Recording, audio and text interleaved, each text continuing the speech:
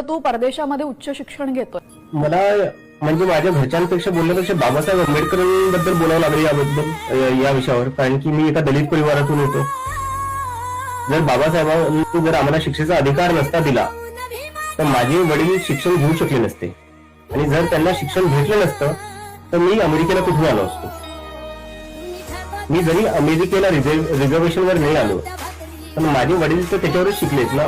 बाबासाहेबांनी जो अधिकार दिलाय त्यांनी, तर आमच्या परिवाराचं पूर्ण जर तुम्ही पाहायला गेलं तर त्याच्यात सगळ्यात जास्त क्रेडिट बाबासाहेब आंबेडकरांना जातं, आणि त्याच्यानंतर हा माझ्या वडिलांना जातं. की इतकी वर्ष आपण बाबासाहेबांचे विचार उराशी घेऊन पुढे जातोय, मात्र खूपच गरीब घरात त्यांचा जन्म झालेला होता आणि दुष्काळात वाढलेले होते ते म्हणजे मला माझी आजी सांगते कधी कधी की घरात खायला भाकरी नसायच्या, तशा याच्यात ते जगलेले आणि त्याच्यामुळे त्यांना मध्ये शाळाही सोडावी लागली होती, पण त्यांच्यात शिकण्याची